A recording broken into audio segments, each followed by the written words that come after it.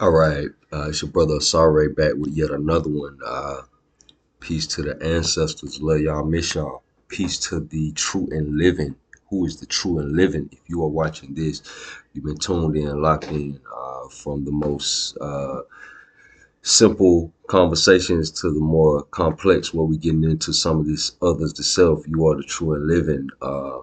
Appreciate you, man. Appreciate you, family, for staying locked in. We have an interesting piece today. Today we're going to revisit something that we've talked about before, right?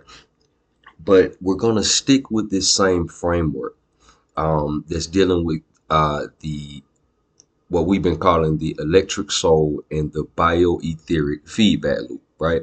So the bioetheric feedback loop is basically a science version of what we've been talking about in self to self. It's the exact same stuff that the experiential talks about, but it's more scientists and more receipts involved, so that, for the sake of my non-believers, God bless the non-believers. So we got a lot more receipts involved in this. So the bioetheric feedback loop would suggest, the short of it, let's say we're dealing with the human soul as a electrical phenomenon as opposed to a spiritual one. We're not saying it's not a spiritual thing, but we're just dealing with it from an electrical spirit perspective, so that we can have more receipts, basically. You see what I'm saying? When we deal with it from the spiritual perspective, at times it can go into the realm of subjectivity. But when we deal with it from an electrical perspective, there's more concrete things that we can, and more concrete terminology that we can kind of ground it into. So um, we've been kind of following this whole little rabbit hole down with Robert Becker's work. Um, he's the scientist that worked with projects for human limb regeneration, human tissue regeneration, and everything like that. We've been kind of comparing the process that he talks about with the stem cell process of de-differentiation, where a cell um, converts from a specialized cell, let's say like a kidney cell, a liver cell, a neuron, or something like that, and it converts into a primitive state of a stem cell, and then it can be transformed to a new cell, in a new type of cell, in what they call, what's called in his literature, respecialization. So we compare that to death and reincarnation for an individual, because we always say, we did a thought experiment to kind of compare that. We always say nature is self-similar across scale in the experiential. So we compared that whole thing, the whole idea of the de-differentiation as far as the stem cell is concerned, to the idea of reincarnation. We made the correlation. We filtered a lot of this stuff through Tesla stuff. We made the correlation, the analog aspect of the nervous system, which Becker discovered, that deals with cellular regeneration and cellular communication, aside from your general nerve impulses or what have you. That that ties back into the we made the correlation. How that ties back into a DC system or whatever, that communicates or receives signals directly from the ether. We theorized hypothetically that the DNA will function as a fractal antenna, um, for the blueprint being the soul. So I'm just kind of backtracking a little bit on some of the stuff that we talked about. Go back into the previous video, the electric soul and the bioetheric feedback loop. So basically what we're saying, same thing that the experiential is saying, that there's a feedback loop from the blueprint, or the soul, so-called, to the flesh and blood individual. I'm not trying to diminish the relevance of the soul in that terminology, but I'm that's kind of why I keep bringing it up. I'm not trying to diminish the value of that, because I know that's a spiritual, that's attached to many spiritual traditions, and I'm not trying to cheapen that at all. But at the same time, we're just overlaying that. We're kind of taking that away and putting the electrical model in, so that we can accumulate our receipts. And then Everything that we pretty much arrive at in this electrical model, it still applies to the spiritual model. It just gives us a few other nuances, bells and whistles with that. So, okay, so that's kind of my rant. Today we're gonna get back into the Bardo states. We're gonna get back into dream interpretations, using dream interpretations as applied to waking phenomena. And we're going to go back into this same framework and we're going to look at that. We're going to see how the soul communicates, because as we said on a previous video, if you have dreams and dreams have meanings, then being able to interpret your dreams, that's a feedback loop. Oh, there are archetypes and things that play out in our psyche or whatever case may be. That's an aspect of a feedback loop. Everybody, we all talk about the spiritual world. We all talk about spiritual entities, demons, angels, all of ghouls and goblins and all of that.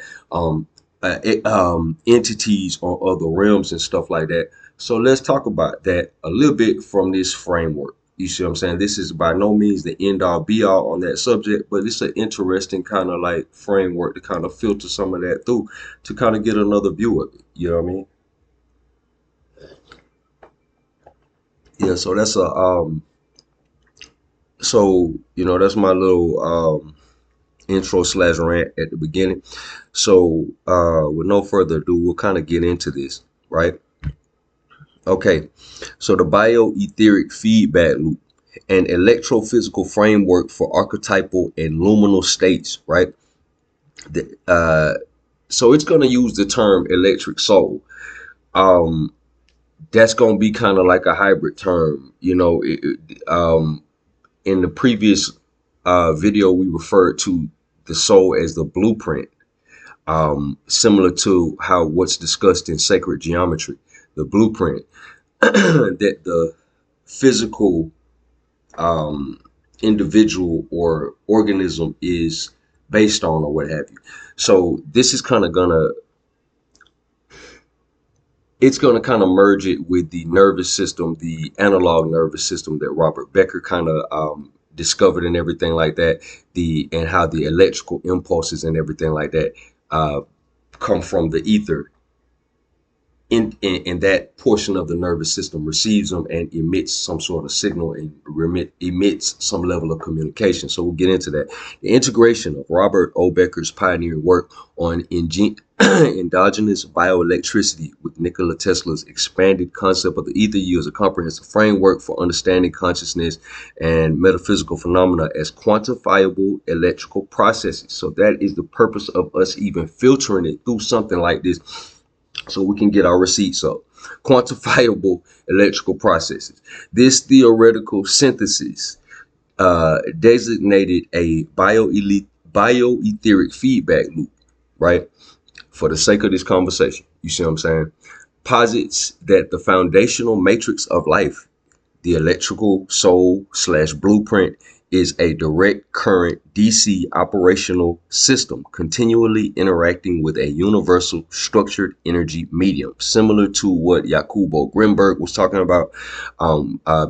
As far as the synergistic field, he referred to it as like a lattice-like structure. Okay, the legacy of direct current, bioelectromagnetism, and the electric soul. The modern neurophysiological paradigm generally attributes the complex brain function and integration of soul solely to the massive interconnectivity of neurons. And we said whenever you got neurons tie heavily into melanin. You see what I'm saying? There's neurons in your heart, neurons in your brain, and neurons in your skin. However, decades of research by Robert O. Becker challenged this view, indicating that a separate operational system exists that serves this critical integration function. Okay, this is, I think he's talking about that DC system, that analog version of the nervous system that we were talking about just then. This system is based on extraneuronal DC currents, DC electrical currents, and functions as a primitive control and communication network for the organism, right? Okay, so this is how the cells communicate. You see what I'm saying? This low frequency DC field, measurable from the body's surface, serves as a functional basis for the concept of the electrical soul. So that's kind of how it's being styled in this. The DC systems prominence suggests that the fundamental template of for consciousness, or at least life force regulation, is not an emergent property derived from complex neural computation. It's not coming out of brain. It's not coming out of your brain, not coming from complex neural computation as far as the brain is concerned, but rather a pre-existing foundational electrical blueprint, right? Like what we've been talking about. This template operates to the level of basic solid state physics within the body's physical matrix. Becker's observation that living bone can piezoelectrically generate electric potentials demonstrates how stress and physical structure inherently influence the electrical field, thereby integrating the physical form with electrical identity. Now that right there, the piezoelectric nature of bone and fascia, that's very important when in the next couple videos, when we start talking about yoga and stuff like that, when you get into kung fu and tai chi and all that internal style, what have you, it's very big on the fascia, because you're not going to be 90 years old looking like Arnold Schwarzenegger in his prime. You're not going to be able to maintain that level of muscle mass. So and the energy in that sense, or the power, does not come from the muscle mass. It comes from a different an internal source with a physics similar to what we're talking about here. Okay, so that was just my little video rant on the fascia, but we're going to get back into that. Okay, so semiconduction fascia in Genesis, the structural mechanism facilitating this DC control system, is proposed to reside within the body's semiconducting tissues. Becker suggested that life might have originated through electromagnetic interactions in semiconductor-like crystal structures, challenging traditional purely chemical origin theories. In this view, biological tissues, particularly the extensive fascial network, like what we just talked about, function as complex biological semiconductors. Like how we said, when they say semiconductors, they talking about something when a particle hits it or energy hits it, it stores that, or it releases something and it stores that, or whatever, or whatever case may be. That's also analogous to a capacitor or a battery. So that goes in that same line of thinking, defined by the physics of band gaps that electrons must overcome to contribute to current conduction, right? The maintenance and rapid adaptability of this internal fascial network are critical for functional expression of the DC control system. Again, this fascial network, when we get into the next few videos and we start talking about acupuncture points and stuff like that, and why that even works, and how that and why that's relevant, how that works, is heavily tied to this network of fascia, because it has a piezoelectrical nature to it. You see what I'm saying? It has an electric charge when stress is applied to it. You see, can you dig it? The persistence and integrity of this extra neural DC field, and thus paramount to biological, is thus paramount. Excuse me. The persistence and integrity of this extra neuronal DC field are thus paramount to biological identity, offering a quantifiable energetic definition of the soul. Quantifiable energetic definition of the soul. So that's kind of what the purpose, again, for even filtering it through this whole electrical jargon. That is distinct from the molecular processes of the brain, yet dependent upon the solid state physics of the body. Okay, Aether Revisited. Let's see. It's basically just explaining the Bio-Aetheric Feedback Loop before we get into the meat and potatoes of what we came here to do today. So to complete the BAFL framework, the Bio-Aetheric Feedback Loop framework, the pervasive medium with which the electric soul interacts, or the electric blueprint, however, interacts, must be defined. Nikola Tesla perceived the ether not as an empty void, but as a dynamic, invisible substance filling all space, acting as a reservoir of unlimited energy. This concept differs significantly from passive mechanical luminiferous ether of the 19th century, which was postulated to carry light, but later rendered obsolete by the Michelson-Morley experiment. We talked about that, how Dale Pond kind of debunked the debunkers on that one. Tesla's conceptualization aligns closely with the contemporary understanding of subtle energy. Subtle energy studies trace the history of bioelectromagnetics. Okay, that's a whole field as far as that talks about the human biofield, identifying communication in living systems at the physical and atomic level. Identifying communication in living systems at the physical and atomic level. Okay, so kind of what we've been talking about with all these fields and everything like that. Okay, etheric plenum in this context is the universal, non-local, information-rich field required for pervasive interaction, serving as the medium for subtle energy transmission and storage, right? Okay, so basically, this is very, very similar to what Jacobo Grinberg was talking about when he talked about the synergistic field and everything like that, and how everything's connected or what have you. So we're going to move right along. So the difference in what we talking about and what they're talking about, everything that they're talking about still applies, but what we're talking about is the actual feedback loop from this other aspect, from the blueprint itself that creates the template for the organism itself. You see what I'm saying? Me and you live out the life of the organism. We the organism. You see what I'm saying? The blueprint or the template is something different. In the sense of how we experience time, the blueprint must be outside of our perception of time. So the blueprint would be something outside of that. This would suggest that the DNA is the antenna for that blueprint, and it goes in the things that we do, our actions, our situations, life experience, and everything like that.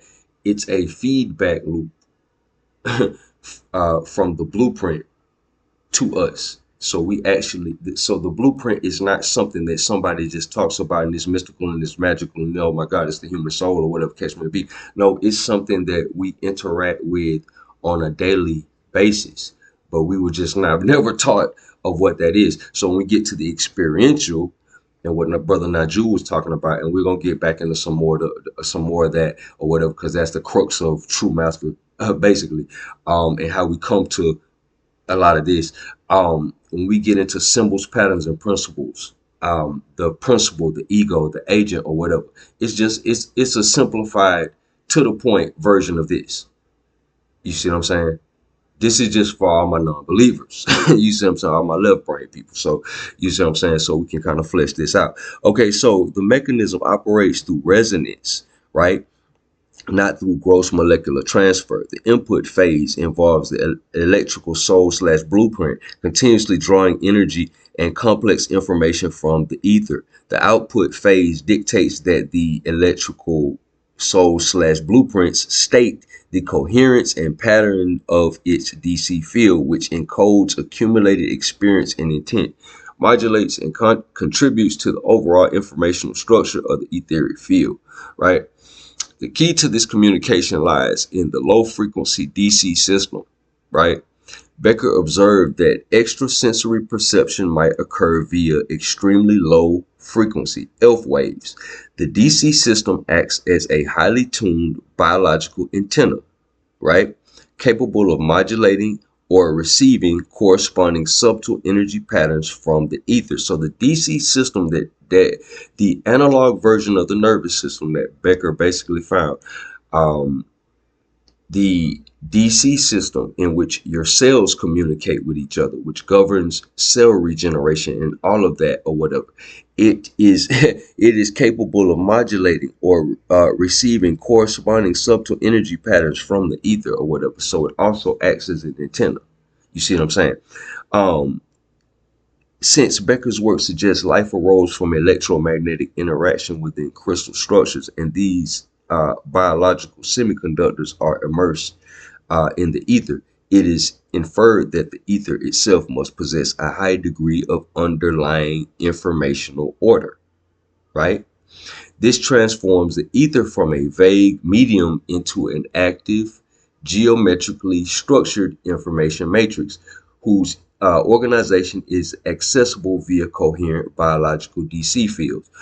Right, so he's heavily tying the sending and receiving of signals into the ether or communicating, interacting with the blueprint. He's saying that that analog um, nervous system, the analog nervous system, the DC current from the analog nervous system heavily interacts with that. Let's see here. He's saying it transforms it from a vague medium. Okay, let me see.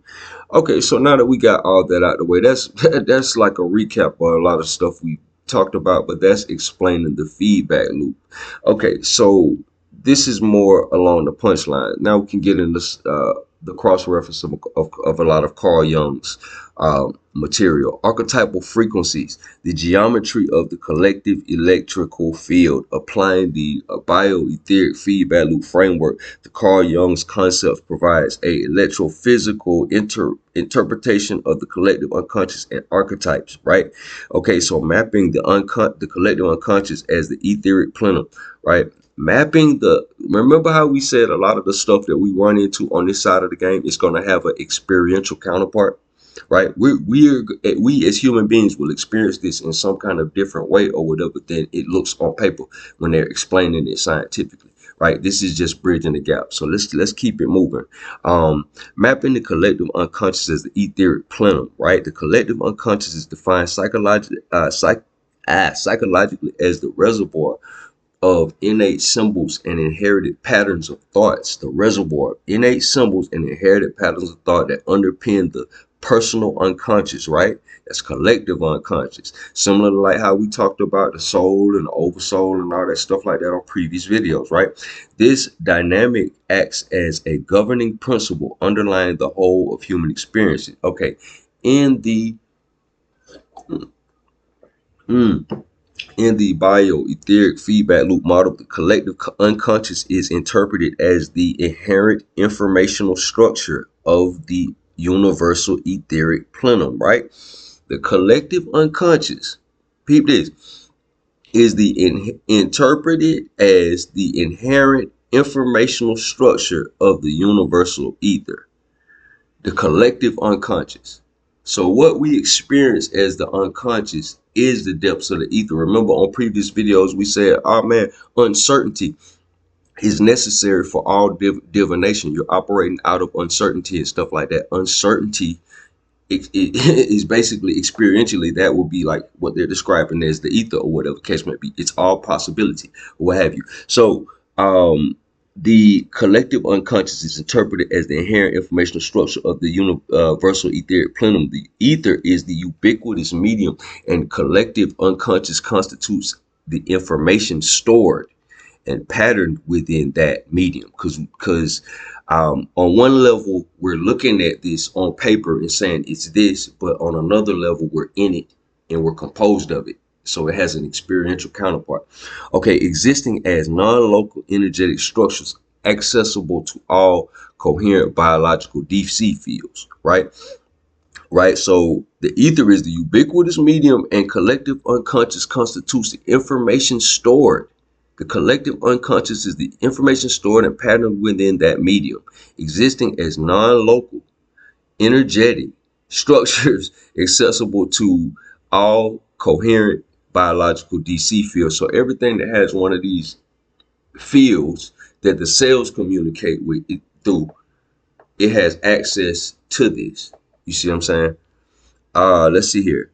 Archetypes is stable resonant patterns. Okay, so where we get into the spiritual, what we experience is spiritual entities. What does this look like on paper?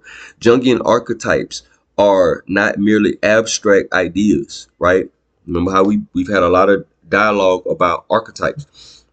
They are patterns of thought that strive for realization within the individual's environment, right? They are patterns of thought that strive for realization within an individual's environment, carrying a powerful psychological energy that evokes awe or spiritual significance. Okay, so within the electrical soul framework, or the bio-etheric feedback loop type framework that we've developed just now, archetypes are formalized as highly stable, persistent, standing wave patterns, right? We said that about the lady in the red dress, Venus in the first house, and all that stuff like that, how that's a resonant energy pattern. We said that on a previous video. Okay, persistent standing wave patterns or resonant frequencies within the etheric plenum, right? These patterns represent configurations of energy with high coherence and low entropy, right? Everything goes through entropy over time. Entropy is the farther you get from the principle, or deteriorating over time, right?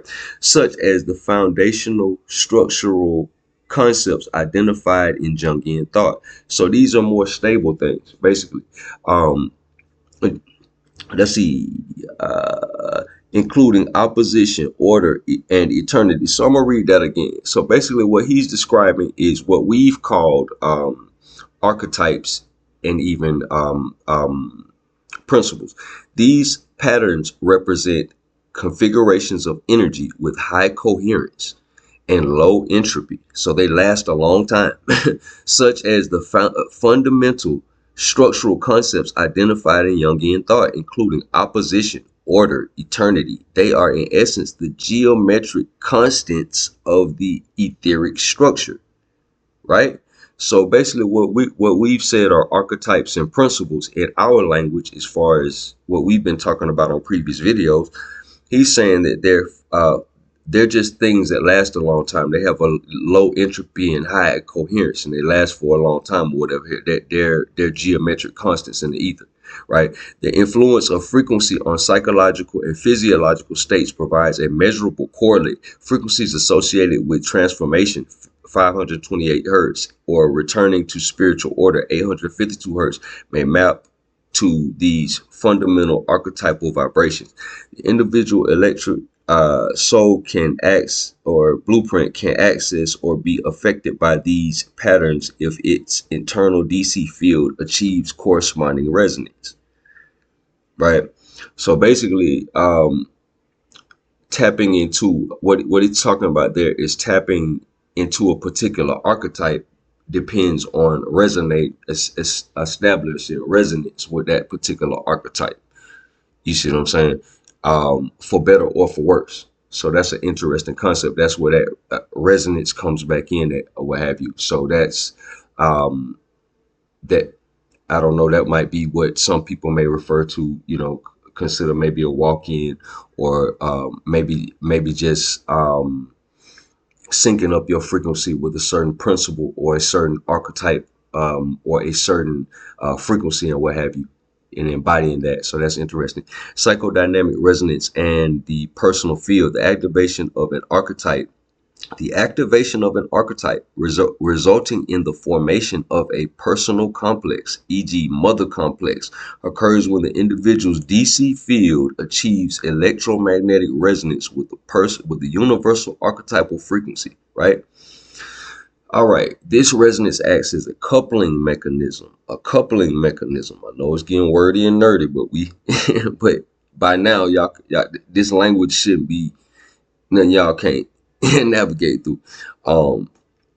This resonance acts as a coupling mechanism, drawing the raw, powerful archetypal energy from the ether into the personal biofield. We keep hearing that. We keep hearing that the environment has a field, and that the individual has a field. You see what I'm saying? A very easy correlation for that would be in astrology. You have a natal chart, and then you have a transit chart. You see what I'm saying? So, which would correlate similarly. Moving right along, the process of individuation, right? So this is something out of Jung stuff. The development of the individual's unique identity is understood electrically as the continuous stabilization and refinement of individual DC field signature, right? As the organism consciously integrates the highly organized energies and information derived from the collective ether. Hold on 1 second.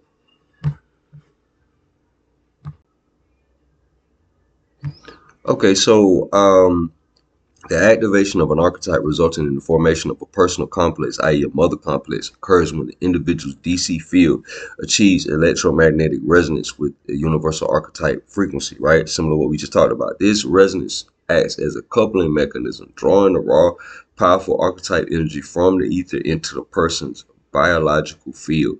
So basically, like what we talked about, a person has a personal field, and then their environment has a field. There's a field at large and everything like that.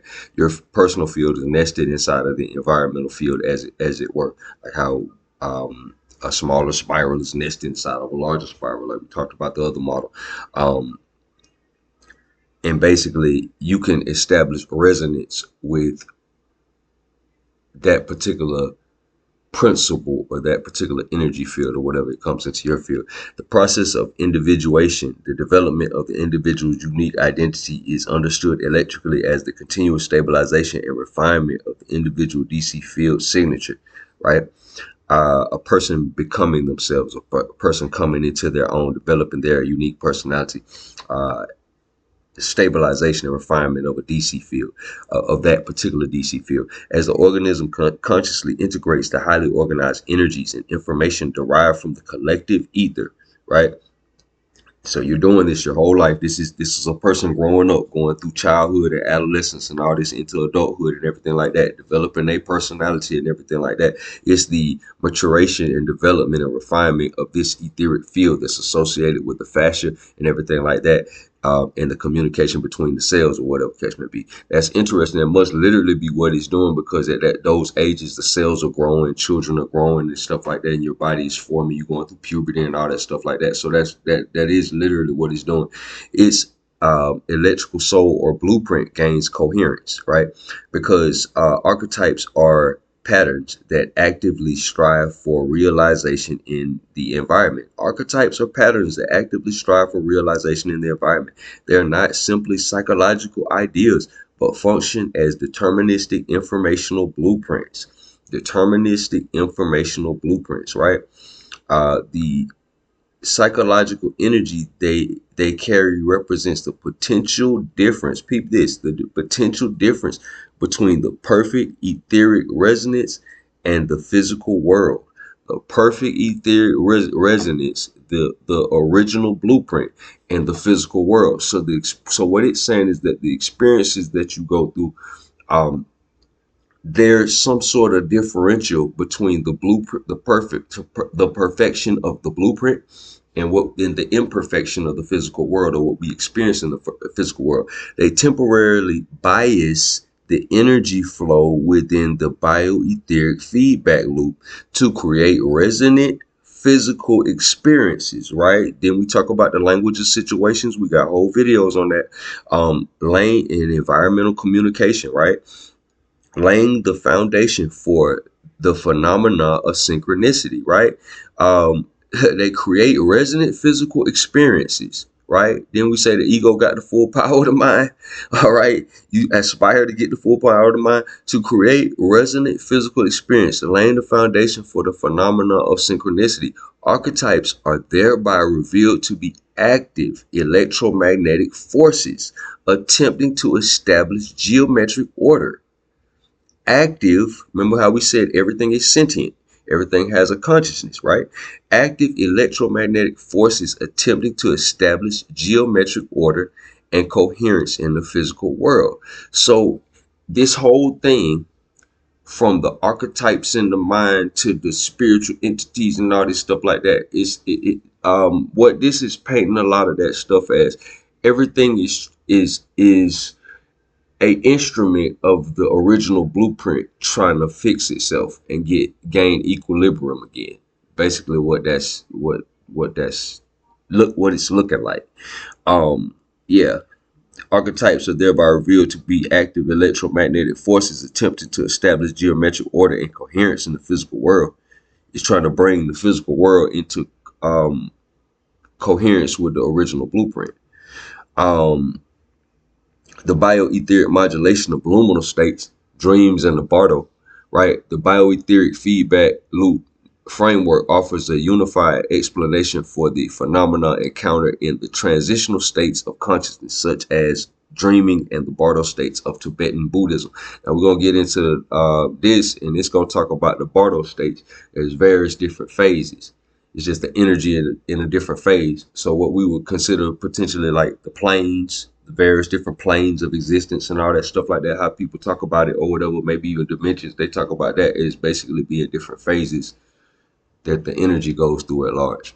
Okay, so get into that. Okay, phase, like how hypothetically, if we were talking about the zodiac wheel, Aries would be a phase, Taurus would be the next phase, Gemini would be the next phase, Cancer would be the next phase, and so on and so on and so on.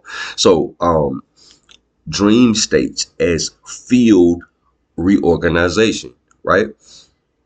While neuroimaging confirms that mental activity during sleep shares neural basis with wakefulness, right? Neuroimaging confirms that mental activity during sleep shares neural basis with wakefulness, right? The bioetheric feedback loop model provides a deeper functional perspective. Now, peep this, because we were talking about um, um, applying dream interpretations to waking phenomena, right? So I was looking at, oh man, it's all crazy. That's crazy. I don't even know what he's talking about. Okay, so let's get into this. See, you feel me? For my non-believers, you feel me? Okay, so dreams represent a state where the cortex reduces its filtering of external sensory input, allowing the electrical soul slash blueprints DC system to engage in intensive processing and integration of the etheric information gathered during the day. Electrophysiological findings support this interpretation, right? So the dream, okay, so dreams represent a state where the cortex reduces filtering of external sensory input. Okay, so all of this stuff, when we're in the day, all this stuff, all this physical stuff, you see what I'm saying? It's more vivid and real or whatever. And when you're asleep, your brain processes it different. All of this stuff is of less importance. You see what I'm saying?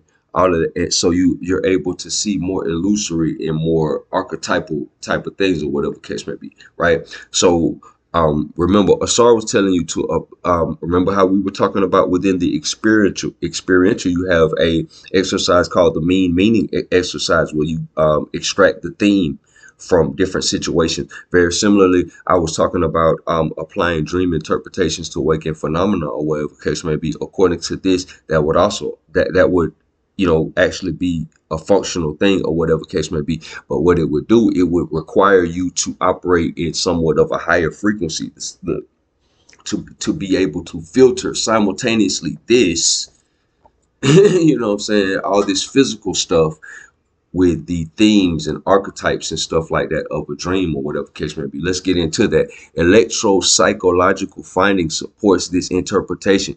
Dream experience is associated with reduced low frequencies and increased rapid frequencies of EEG measurements. The reduced low frequencies may indicate the temporary disengagement of the DC control system from gross motor and homeostasis functions, freeing up the regulatory energy. You're disengaged from the stuff that you got to do. Your body's sleep. You're not moving around, so you don't have to sit here and use this energy. You're not engaged in the physical world, so you can operate differently or whatever. The mind is freer to focus on different things. The simultaneous increase in rapid frequencies suggests intensive high bandwidth information processing. The direct communication channel opening with the etheric field. So when you're not using all of this other energy or whatever, it's more energy focused on a direct communication with the etheric field, what we call it, right? So crucially, the presence of theta waves, 3.5 to 7.5 hertz, associated with creativity, intuition, and memory, confirms that dreams utilize frequency bands. Frequency bands, the amount of frequencies that that something can conduct, suitable for accessing deep archetypal memories and patterns stored within the etheric plenum, facilitated by the persistent foundational DC framework, right? So that other nervous system is basically a means of how we interact with the ether, in theory. You see what I'm saying? And the collective unconscious is basically the information that's stored inside of that space that looks empty to us, basically. Okay, so the Akashic records, how it says in Vedic tradition or whatever case may be, right? The Bardo of transition. So we're gonna get into some of the different Bardos. Okay, so the Bardo of transition, electrical phase shifts, right? So when shifting Bardos or different states or whatever, the Bardo states or whatever, that will suggest that will be similar to electrical phase shifts, like how we described with the zodiac, Aries and Taurus and all that stuff like that. Like with your transmission with your car, you going from neutral to reverse to drive, all that stuff like that. Similar to like what I mean when I say phases. Okay. So in Tibetan Buddhism, the Bardo refer to an intermediate transitional or luminal state. Bardos are understood within the Bio-Aetheric Feedback Loop framework as profound, structured, electrical phase shifts or radical modulations of the electrical soul / blueprints DC control system, fundamentally altering its energetic relationship with the physical body and the ether. These transitions occur daily, e.g. between inhale and exhale or night and morning. They talking about the different bardos and the different states that the body goes through and how it alters its energetic relationship between the physical body and the ether. And seasonally, right? Because the energy of summer is not like the energy of fall. You see what I'm saying? But the most significant of the bardos is the bardo of dying, right? Now peep this, right? The bardo of dying, the state between death and rebirth, is interpreted as the decoupling of the coherent DC field, the electric soul / blueprint, from the biological semiconductor matrix, the body. So it's a decoupling of this DC field from the body, which is the semiconductor. That's death. This process involves the progressive loss of the DC control system's capacity for physical integration, right? So you no longer become one piece with your body. The body is the conductor. The body is the battery. The body is the semiconductor, as what it's called or whatever. But the field is more closely associated to the real you. You see what I'm saying? Or access to the ether at large, or the original blueprint, as it were, in this framework, right? So let's keep going. Frequency and opportunity. Decoding the Bardo stages. The Bardo of Dharmati, immediately following death, is characterized by spontaneous visions of deities and the clearest experiences of reality. Electrically, this represents the moment of direct, unmitigated interaction between the coherent electrical soul / blueprint and the universal etheric plenum. No longer constrained by the biosemiconducting filter, the soul, which would be the body, no longer constrained by the filter. Now the soul experiences the raw, high energy structural patterns of the ether, manifesting as pure archetypal frequencies. Let's back that up a little bit. Okay, so basically what he's talking about, after the there's a, what we say before, after there is a decoupling of the DC field from its biological semiconductor, being the body, right? Let's see here. It's no longer constrained by the biosemiconducting filter, which is the body. So the field experiences the raw, high energy structural patterns of the ether, manifesting as pure archetypal energy. The difference between the perfection in the original blueprint and whatever you got going on. That's why when you become Jack the Ripper, hypothetically speaking, it affects you the next time around when they put when you take on another identity, hypothetically, in this model. Okay, so basically, how they say, now I theorize this, what they're explaining here is what happens when a person takes some ayahuasca. When a person takes some ayahuasca, I think this is about where you get, except for you don't leave your body, but it's something close to this, because this is the experience. You start seeing angels and archetypes and things of that nature, or what have you. So this is when people see,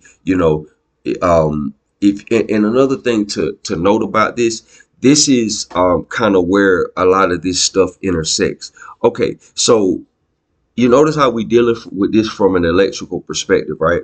I'm not trying to convert you to or away from nothing, as I always say, right? So when we dealing with stuff like um, this is where the metal meets the road. If you believe in Jesus and angels and demons and stuff, that's what you're gonna see when you get right here. All right. No longer constrained by the bioconducting filter, the body, the soul experiences the raw high energy structural patterns of the ether, manifesting its pure archetypal frequency. So whatever you believe in, if you believe in Buddha, that's what you're gonna see here. The demons and gods of Buddhist mythology. You're gonna see the freaking Vedic mythology. You're gonna see Egyptian mythology. Whatever you believe in, that's just what you're gonna see right here, because they're archetypes in your freaking mind. Not telling you what to believe in. That's your business. You see what I'm saying? But this is where the metal meets the road right here. This little section right here. That's why that's kind of interesting. Conversely, the terrifying hallucinations that arise later stem from the impulses of one's previously unskilled actions, karma. This indicates, as it pertains to this, that's a part, because karma in this model is a part of the feedback loop. This indicates instability caused by the incoherent or low entropy state of the individual electrical soul slash blueprint, struggling to maintain its pattern against the overwhelming universal etheric field. So, okay, instability caused by incoherent or a low entropy state of the individual. Okay, so in this sense, it is quantifiable electrical noise or signal distortion within the DC field. So he's saying that negative karma is signal distortion within this particular DC field, what he's talking about. The opportunity for liberation during the Bardo depends entirely on the soul's ability to maintain high coherence. Okay. The Tibetan Bardo Thodo emphasizes guidance through hearing, uh, suggesting that the electrical signature during this critical decoupling phase is extremely susceptible to stabilization via external frequency input. Okay. Such as chanting or specific sonic tonalities, e.g. solfeggio frequencies. Spiritual practice such as meditation, which is known to induce specific coherent frequency bands, i.g. alpha and theta, act as a DC field training regimen. Okay, so let's slow that down. So basically what it's saying is that during the period of time when a person is actually separating from their body and everything like that, or shortly thereafter, let's see here, guidance through hearing, suggesting the electrical signal during the critical decoupling phase. So is extremely susceptible to stabilization. So when a person is decoupling from their body, when they're dying and everything like that, they're highly susceptible to frequencies, spiritual practices, meditation of other people and stuff like that. Similar to how we talked about, they're highly susceptible to the resonant frequencies of spiritual energy or high frequency energy, in the sense of like religious practice and stuff like that, chanting and all that. That's interesting. Let's see. And how they talk about, let's say, like people who practice certain spiritual traditions or what have you. Let's say like they have Bardo yoga, if I'm not mistaken, is preparing them to die and everything like that. There's certain practices and spiritual things that they do, or whatever concentration focusing exercises that kind of refine their mind and prepare them to leave, so they don't to go into the other life or the other world, so that they excuse me, so they don't experience. Excuse me, let me take a sip off that. So they don't experience any of the negative things that may happen, once they pass on to the other world or what have you. So this is interesting. Okay, so spiritual practice such as meditation, which is known to induce specific coherent frequency bands, acts as a DC field training regimen, preparing the electrical soul slash blueprint for high coherence interaction with the etheric field during the Bardo of Dharmata, optimizing the signal or for transmission. So decoupling and leaving the body is like a transmission. So the more they've trained and optimized their signal or whatever and cut down the interference, the clearer the transmission. You see what I'm saying? Okay. The stages of transition can be mapped to bioelectrical phase shifts, right? So here we go with the various ones. Tibetan Bardo state, Bardo of dying, cessation of physical function, elemental dissolution. Let's see here. Decoupling of the primary DC control system from the physical matrix, decline in measurable biopotential. Okay. Stabilization via frequency input. That's the energetic opportunity. So we got the description of what I'm talking about, the proposed bioelectrical correlate, and the energetic opportunity that it affords. Okay, so the next Bardo is the Bardo of Dharmata.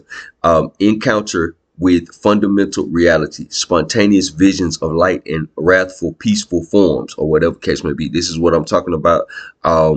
Like I said, if a person is on ayahuasca or something like that, that sounds like what they're experiencing. Direct, unfiltered resonance between the coherent electrical soul slash blueprint and the universal etheric plenum. Okay, so that's a direct, you're directly interfacing with the ether now. You don't have this filter that we have with the body or whatever case may be. We can't experience all of the energies because we're filtered by the human body. So we're limited by our senses on what we can experience. So what it's saying right there, when a person dies or what have you, and they disconnect from this, their field disconnects from this or whatever, they getting it all. So whatever angels and demons and unresolved issues that you got from a physical perspective or whatever, all that's rushing in or whatever, because you're getting the full magnitude of the ether that you did not get when you were in the physical casing. So liberation through recognition of archetypal field structure. All right. Bardo of becoming, right?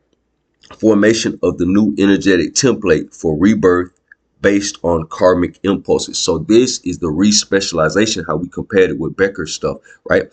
The repatterning and seeking of resonant physical conditions. The DC field stabilizes into a new signature, right? So basically, it's crystallizing into a new form and everything like that. Conscious direction of DC field toward conditions favoring optimal re-embodiment. So we getting into re-embodiment and crystallizing back into some mortal form again. Okay, so dream interpretation applied to waking phenomena, right? The resonance of synchronicity. All right, so the application of dream logic to waking life, a technique focused on symbolism and emotional resonance rather than strict causality. You see what I'm saying? Oh, that don't mean that. What you trying to tell me? If I do that, that mean that. That don't mean that. So all my non-believers who say stuff like that, this kind of speaks to that. But this is what I was saying with the other video that I made that I was talking about applying dream interpretations to waking phenomena. It finds its theoretical basis in the Bio-Aetheric Feedback Loop's continuity principle, right? The continuity of the field, dream logic in waking life. Waking life and dream life are not separate entities, but two distinct modes of the same bioetheric feedback loop. The same feedback loop from the original blueprint that creates the organism to the physical finished product of the organism. There's a feedback loop, and it happens in situations and circumstances. Now, then we say the language of situations. Then don't I have been talking about that about 6 years now? So okay, so differentiated primarily by the level of the cortical filtering applied. All right. What you get from a dream interpretation and what you get from your literal interpretation of reality is differentiated primarily by the level of cortical filtering applied. You got to consciously make an effort to do it. Ain't that what Brother Asar been saying? And we talk about the experiential. We say it's a helmet that you put on to solve problems. I ain't trying to convert you to or away from nothing. Right? Then we don't we, and we've been saying that this whole time. In the dream state, symbolic nonlinear logic dominates. Right? In the dream state, symbolic, nonlinear logic dominates. Then we say people nowadays are symbol illiterate. Then we say that, right? Ancient people were symbol literate. That's why they got all the mythos and the what we consider mythology and symbolism and stuff like that in their cultures. And then we say that. Okay, so let's see here. Reflecting the unfiltered language used by the deeper DC system when communicating with the ether. Right? Communicating with themes and stuff like that. This is the deeper language, unfiltered language, the rawer language, the archetypes and themes. You see what I'm saying? That are used to communicate, used by the deeper DC system when communicating with the ether at large. Wow. Okay, so the application of waking dream logic requires consciously bypassing the egos. What? Then we talk about that. Then the experiential talk about that. That you have the subject object divide, and the ego is the guardian of the subject object divide, right? And the ego is what keeps you from accessing the truth. It's the filter between you and the true self, the agent and the principle, right? Then we say that, okay, it requires consciously bypassing the ego's dominant filter to analyze waking events through the lens of deep structural patterning and resonance, right? So you have to make a conscious effort to do this, right? What Brother Asar been telling you about for the last 6 years, right? This process allows the individual to recognize the underlying archetypical geometry that informs both internal experience and external events. So what is this just saying? It's a link between internal experience and external events. Yeah. Okay. Synchronicity as etheric coherence, right? Jung defined synchronicity as a acausal connecting principle essential to bringing theoretical coherence to his concepts of archetypes and collective unconscious, right? In the electrical language of Bio-Aetheric Feedback Loop, synchronicity is defined as the manifestation of simultaneous, meaningful resonance between an activated, low-frequency internal archetypal pattern, a specific state of, let's see, the DC field, the electrical soul/blueprint, and a matching high coherence external energetic pattern with the etheric field. So basically your personal field is in sync with something in the external field, like what we been saying. If you want a pair of Jordans and you're willing to kill somebody for a pair of, oh, excuse me, y'all say unalive on YouTube, my bad.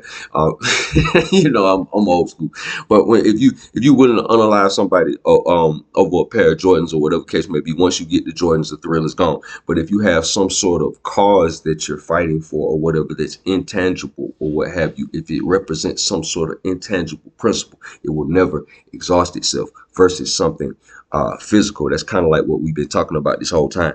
Okay, so but in that sense, you'll be trying to synchronize your mind and your energy with that intangible principle, and that's what it's talking about. Okay, so the ability to induce synchronicity likely relies on the brain replicating the specific electrical conditions of the dreaming during wakefulness. The ability to induce synchronicity likely relies on the brain replicating the specific electrical conditions of dreaming during wakefulness. That's interesting.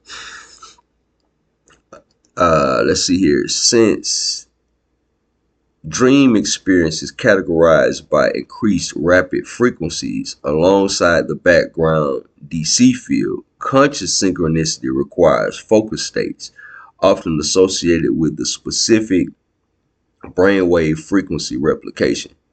That's kind of what I was talking about in certain other videos when you talk about that playlist deeper down the rabbit hole. When I talk about when you have certain methods, there are certain methods that I don't know, it puts your logical mind face to face with this, what it's talking about, an abstract reality, and you'll see the correlation, the inevitable, undeniable correlation between something abstract that comes out of one of these systems of symbols or spiritual systems, however the case may be, and it'll be some undeniable correlation in real time with your left brain. And like I said before, Naju refers to that as a psychoactive component or what have you, and you'll be forced to kind of bear witness to that in real time. And like I said on previous videos, before I even ran this through the AI, that it creates a third state or a third perspective or whatever the case may be. That's kind of what this is talking about. I didn't have the science and electrical words to describe it at the time. I was describing it as best I could, but this is what it's basically talking about. It's talking about a different state that's created, that psychoactive state, what we call it, or whatever, whatever the case may be. Okay, so the ability to induce synchronicity likely lies on the relies on the brain replicating the specific electrical conditions of the dreaming during wakefulness. Since dream experience is characterized by increased rapid frequencies alongside the background DC field, conscious synchronicity requires focused states often associated with the specific brainwave frequency reproduction, such as focused theta or deep alpha states. These specific internal frequencies allow the conscious mind to temporarily synchronize with the sensitive extraneural DC etheric communication channel. Okay. This suggests that synchronicity is not a random occurrence, but a predictable event. If the internal electrical conditions of the electrical soul / blueprint are deliberately tuned to an appropriate archetypal frequency signature. Okay, so yeah, that's basically he's saying synchronicity with particular archetypes, synchronicity like what we've been talking about with particular principles and things, or whatever the case may be, being able to actually I don't know, pick up and identify the theme behind things, or whatever, or view the correlation between the abstract theme and the left brain logical minded event that's happening, the literal event that's happening, or whatever, making that correlation, what is calling a level of that synchronicity and everything like that. They're talking about some sort of artificial means, or whatever, or the case may be, putting you in that space to be able to see that.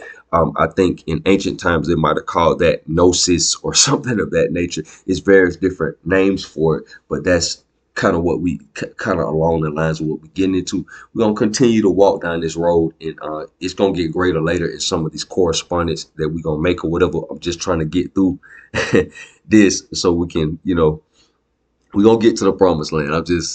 We just trying to get through the more dense material.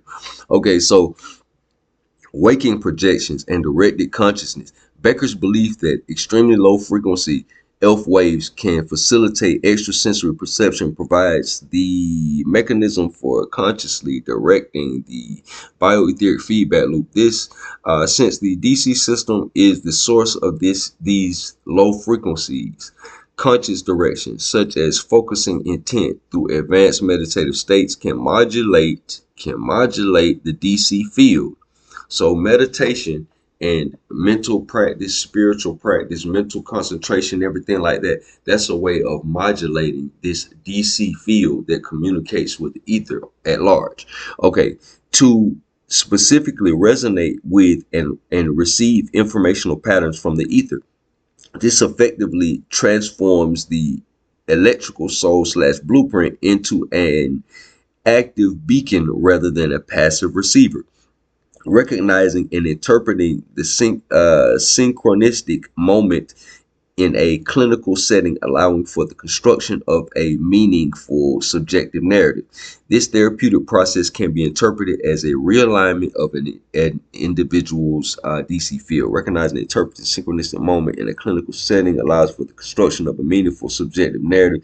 Therapeutic process can be interpreted as a realignment of individuals' field. Okay, while having a breakthrough in therapy could equate with a realignment, or could equate with a breakthrough in that person's field, or some sort of blockage or something being released in that person's field. That's interesting. Toward the higher coherence of the collective archetypal pattern, leading to increased psychological integration and stabilization. The meaningful realization of acausal connections brings order to the personal field by connecting it explicitly to ordered geometry of the ether.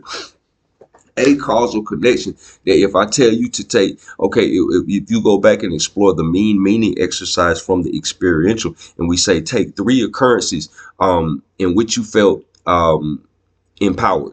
You see what I'm saying? With 3 different situations, three different sets of people, 3 different locations, or what have you, or whatever. And I tell you to find the common denominator of all 3 of those situations that made you feel empowered. What did you do in the situation? You see what I'm saying? That has nothing. The cause in effect in those specific situations.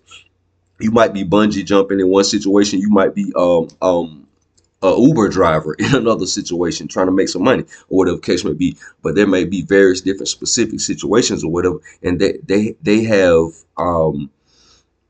no common cause or whatever case may be.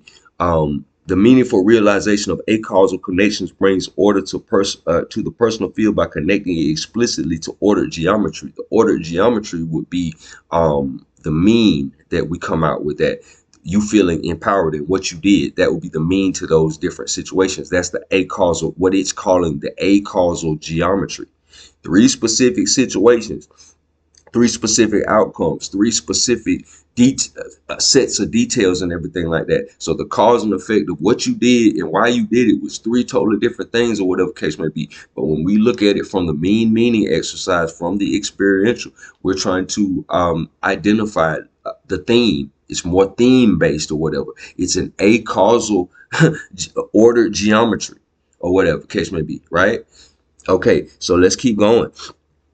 Let's see here. Karma and archetypal restoration, the self-correction mechanism, right? We said this stuff self-heals itself, self-repairs itself. You tear a hole in space-time. You see what I'm saying? It's gonna close up, it's gonna heal itself or whatever. That's why they can't form stable black holes for any significant duration of time, because the nature of this thing is conscious, it's sentient, it closes, it heals itself. You see what I'm saying? Karma and all this stuff that we've been talking about, that's an aspect of that same self-healing, self-organization aspect. So let's keep going in this. Okay, so one sec.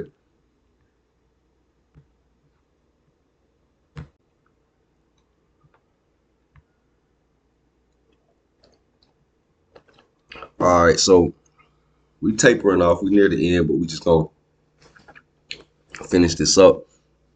Okay, so karma and archetypal restoration, the self-correction mechanism, basically what we were just talking about. Okay, the implications of bioetheric feedback loop framework profoundly redefines concepts of responsibility, consequence, and healing, formalizing karma as an electrical consequence. So it's not somebody punishing, some cosmic deity punishing you or something of that nature. It's apparently the original blueprint trying to heal itself. It's always trying to attain resonance between what's going on in the physical world, this wicked, wicked world, and the perfection of the original blueprint, right? So that's the experiences that we kind of exposed to. Okay, so formalizing karma as electrical consequence and archetypes as the innate self-healing blueprint of the etheric soul. So all the mental archetypes that we have in our minds or whatever, it's designed to heal the original blueprint, take you through situations and stuff like that to heal, to fix the original blueprint or get you in sync with the original blueprint, as it were. So karma as informational distortion, electric noise. All right, or negative karma anyway, what he's going to talk about in the bioelectric, bioetheric field, bioetheric feedback loop model. The Sanskrit concept of karma, the spiritual cycle of cause and effect, is interpreted as the accumulated informational quality encoded within the electrical soul/blueprint's DC field signature. Karma is a neutral governing energy and a spiritual educational system that orchestrates the soul's evolutionary journey, right? Or the soul or the blueprint's evolutionary journey. Because we use the word soul sparingly so you kind of get it, so you still kind of maintain a sense of that it's still a spiritual thing, but we call it the blueprint to kind of stay in line with this whole electrical framework that we're trying to kick.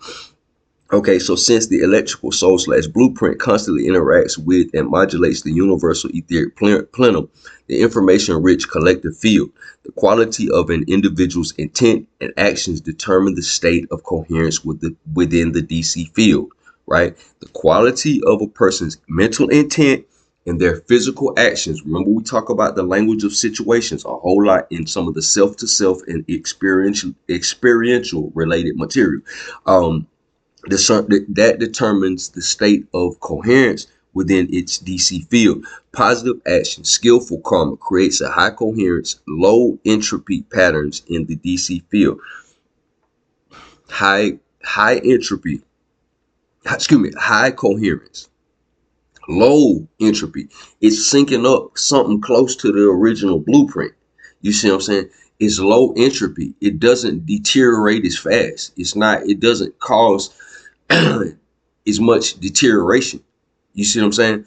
Okay, reinforcing stable and beneficial archetypal geometries in the ether. So it's kind of helping the blueprint out. It's doing something positive for the blueprint. The blueprint kind of like that. Okay, so negative action, unskillful karma generates electrical noise or signal distortion within the DC field. This lack of coherence increases the overall entropy deterioration over time, and chaos of the personal field, right? This distortion then circulates and returns in various forms to teach certain lessons, right? So that's the blueprint trying to give you the opportunity to get it right, because you heard in the blueprint. So the blueprint, these distortions that's being created in the blueprint, you're heard in the blueprint. So the blueprint is communicating with you with situations and circumstances, like Brother Asar been saying for the past 6 years. You know what I'm saying? The language of situations, right, are the direct phenomenal experience of this extreme internal electrical noise, which is incompatible with the high structural order of the etheric field, right? Karma is therefore not simply a linear retribution, but a process of informational feedback where the energy signature of the electrical soul / blueprint returns to itself. So karma is therefore not simply a linear retribution, but a process of informational feedback. It's a feedback loop where the energy signature of the soul of the blueprint returns it back to you, but it don't talk to you. God, like, remember Brother Saw telling you, God don't never shut up. God don't never shut up, man. God constantly talking, and God has an infinite level of patience to deal with your ignorance and lack of understanding. Deal with my ignorance and lack of understanding or whatever, because it's the original blueprint. When you get it wrong, or when I get it wrong, it's gonna communicate to us in the language of situations every moment, every second of the day, till we find something that, oh, this means that. Oh my God, okay, what that he finally got it after 6 months. He finally got it after 20 years. You see what I'm saying? That's kind of how that works. So archetypes and the self repair and the electrical blueprint. The foundational role of Jungian archetypes as the primordial form or pattern underlying form is critical to the Bio-Aetheric Feedback Loop self-healing mechanism. Jung viewed the psyche as inherently self-regulating, possessing an innate capacity to heal, just like the physical body, right? So again, with the self-healing, this intrinsic potential to recover and restore balance is driven by the soul's inherent urge to grow. This healing process, known psychologically as individuation, a person coming into their own, developing their personality and stuff, is interpreted electrically as self-repair or electrical soul's blueprint, the ideal template, because archetypes are the most stable, perfect, and coherent wave geometries or constants of the etheric plenum. That's in section 2. We just talked about that. They function as flawless, low entropy blueprint for optimal state of the etheric soul / blueprint. Okay, so let's go back. The ideal template. Archetypes are the most stable, perfect. These archetypes, like mother, father, you know what I'm saying? Those archetypes, the warrior archetype, the fool archetype, all these archetypes that we talk about that exist, are the most stable, perfect, coherent wave geometry. So he's saying these what we experience psychologically as archetypes. What your mama mean to you, what your daddy mean to you, what your child mean to you, as they exist as archetypes in our minds. We apply that to the people in our lives. So this is why this is even relevant. Okay, so because archetypes are the most stable, perfect, and coherent wave geometries or constants of the etheric plenum, they function as flawless, low entropy blueprint for optimal state of the etheric solar blueprint. Jung formalized the concept with the psychoid archetype, which acts as a bridge to matter and is the non-psychic energetic pattern of action.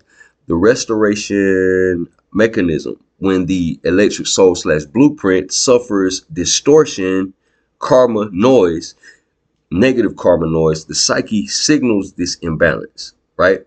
Much like the physical pain alerts the body to injury.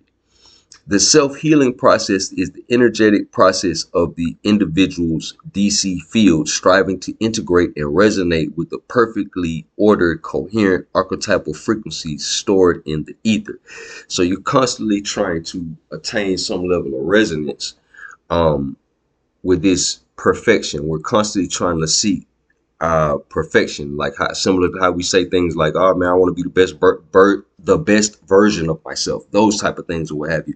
Okay, healing as coherence. By consciously integrating archetypal energies, the electric soul slash blueprint progressively stabilizes and refines its DC field signatures, right? Progressively stabilizes and refines its DC field signatures, moving toward its intended coherent pattern.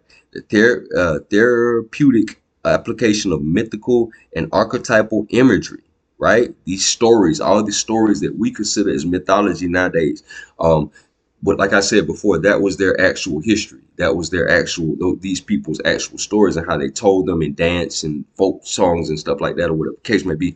The therapeutic application of mythical and archetypal imagery can facilitate this process, helping the client build stability and process deeper meaning by aligning the personal field with the universal template, right? Because the universal template, what we call it, you see what I'm saying? Like I said in the previous video, the black dot, the nukta, the smallest point, or whatever case may be, we experience the source of the field in many cases as themes. So these archetypal groupings, broad categories, or whatever case may be, this is closer to how this stuff kind of communicates on its pre-physical level, on its archetypal level. It's more on as far as our experience is concerned, it's more on the theme side. The archetype is thus the innate, stable reference signal within the universal field that the individual DC system uses to correct the karmic distortions and achieve self-regulation, right? All right. Synthesis and frontiers, right? Implications for health, healing, and conscious evolution. The Bio-Aetheric Feedback Loop framework extends beyond psychological phenomena to redefine biological health and ethical conduct within a interdisciplinary electrophysical paradigm. So this what we talking about. Don't seem like nothing because brother Saw ain't got no degrees on the wall, but as far as being a psychologist and all that stuff like that. But real talk, this is actually some groundbreaking stuff that we kind of talking about. We bridging a lot of different disciplines and everything like that. We're merging a lot of different things or whatever. So this is actually some pretty much cutting edge type stuff we talking about. But you know, brother Saw talking about it, so you know what I'm saying. We underground kings over here. So you know what I'm saying. So the bio-etheric basis for subtle energy medicine. Within this model, health is viewed not merely as biochemical homeostasis, but fundamentally as the integrity, coherence, and optimal functioning of the body's DC system. Okay, within this model, health is viewed not merely as biochemical homeostasis. We're going beyond the chemical part, beyond the biochemical enzymes, hormones, and all that, but fundamentally as the integrity, coherence, and optimal functioning of the body's DC control system. So DC control system, basically this ties back into that stuff that Dr. Sebi is talking about when he talks about the interstitial fluid, and this is the control system, the nervous system that the cells operate off, and that does tie into that interstitial fluid or whatever, the voltage in the body, the voltage in the individual cell that makes you sick or gets you healed or whatever case may be. This is the aspect or the particular nervous system that corresponds with that, aside from the traditional nervous system that traditional medical science kind of deals with or whatever, whether through targeted bioelectric impulses or physical manipulation that affects the biological semiconductor matrix. The goal is to optimize the bio-etheric feedback loop interaction. Critical to this process is maintaining the integrity of the biological semiconductor matrix, the fascia, right? What we say in Kung Fu, Tai Chi, they dealing with the fascia. Yoga, you dealing with the fascia. You constantly stretching ligaments, tendons, fascia, right? Because the fascia is piezoelectric, right? That's what the marmal points and the acupuncture points deal with, the fascia, right? We're gonna get into that. We got a whole nother video, you know what I'm saying? That we gonna be gunning, talking about the fascia, you know what I'm saying? Gunning like some top shotters over here, about talking about the fascia and how that relates to those various energetic systems that relate to the body, and not only relate to the body, but that relate to the bioetheric feedback loop. Yeah, we're gonna be talking about how acupuncture and meridians and the illnesses that correspond with the different parts of the body, how that correlates with situations in your life. Yeah, we're going to get into that. Stay tuned. So, ethical considerations and manipulation of the field. The reciprocal nature of the bioetheric feedback loop carries profound ethical implications, since the electrical soul / blueprint actively contributes its state to the universal etheric field. Individual intent and accumulated actions, karma, are not purely personal matters. They actively shape the collective medium. High coherence DC states reinforce stable, beneficial archetypal patterns in the ether, right? So basically, what you do as an individual affects the coherence of the group. It affects it feeds something back into the group, and it affects the overall uh, feedback loop that's gonna come back to the group. You see what I'm saying? So yeah, what you do does affect the group, no matter how insignificant or how you may feel. If you may feel, oh man, what I say don't matter, what I do don't matter. Yes, it actually does. Peace to the true and living. All what you do affects the group.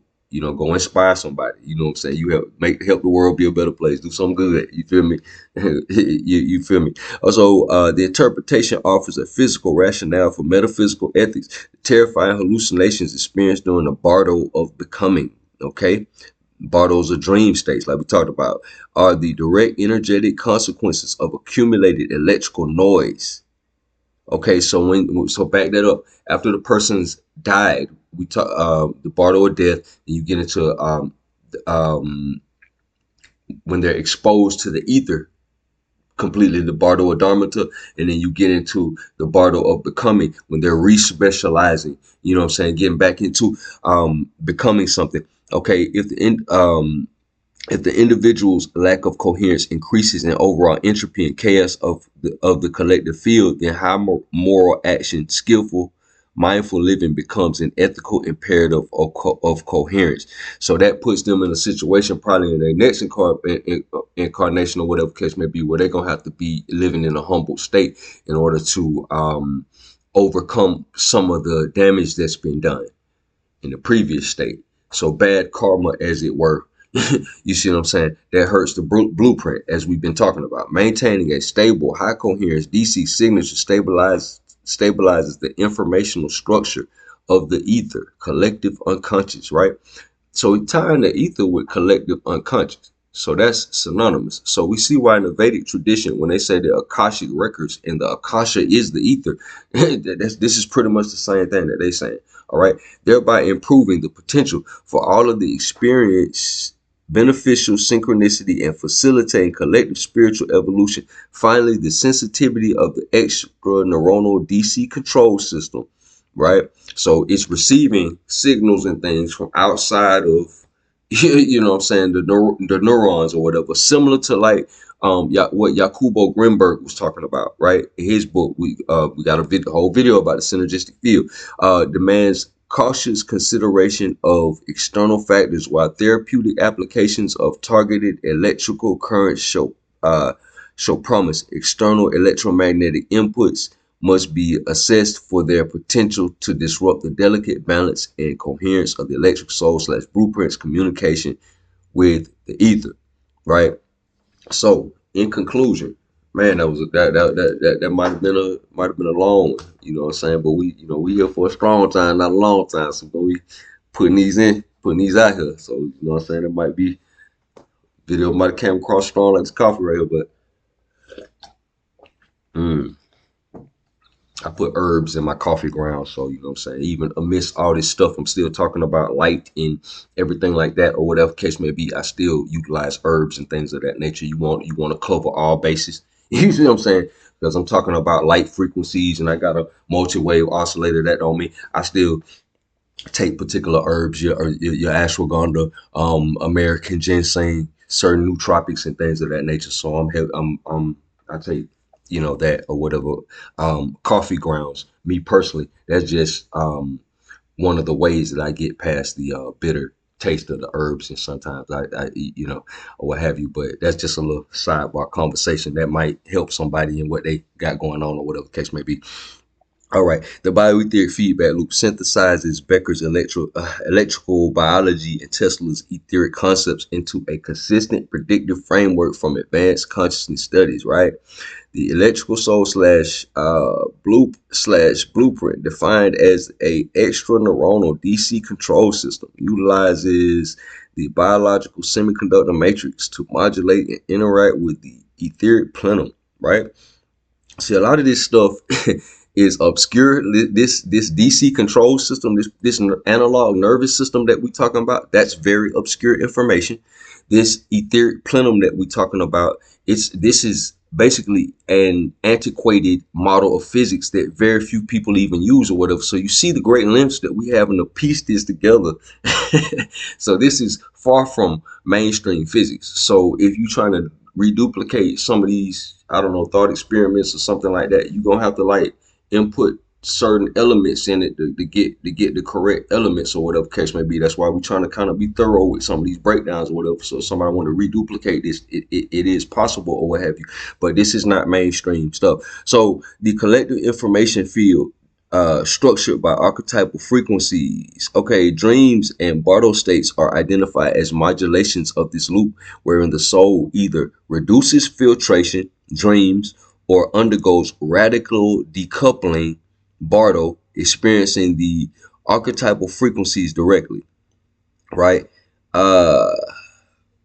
Crucially, the application of a dream logic to waking life demonstrates synchronicity is the quantifiable result of achieving resonant coherence between the individual DC field and the universal etheric geometry.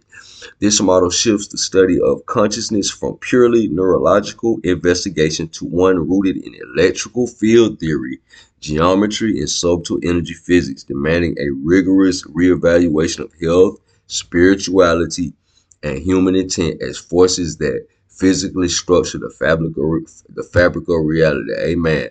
So, all right, I know that was a long one. I hope it was a strong one for you. So, appreciate y'all for tuning in, hanging out with me. We got some more. We got a couple more pieces that's gonna go into that Electric Soul playlist. You see what I'm saying? This is gonna be a series of thought experiments, but thought experiments in a direction of, I don't know, this kind of built on top of actual science, the work of actual scientists and people like that with bodies of work and stuff like that. So this kind of bridges the whole thing. The quantum physics, field theory, spiritual type of stuff, because Tesla stuff comes out of Vedic metaphysics as far as Swami Vivekananda is concerned. So it's heavily influenced. His is kind of like a bit of a bridge between the metaphysical and the physical. And a lot of Tesla stuff can be correlated within reason to Einstein stuff, electrical theory. So a lot of the stuff that we talk about or whatever case may be, it kind of it gleans nuances for us to kind of play around with in the future. And we will play around with these nuances. Yeah, yeah, we will definitely explore some of these nuances, and we're gonna have some fun in the next couple of videos. I think we'll get some valuable insights, man. Appreciate y'all for chilling with me, man. Peace to the true and living, man. Who the true and living? If you've been watching this for the last hour 28 minutes, man. Apparently you the true and living, man. Catch y'all next time. Peace and love. You know what I'm saying? Peace to the gods.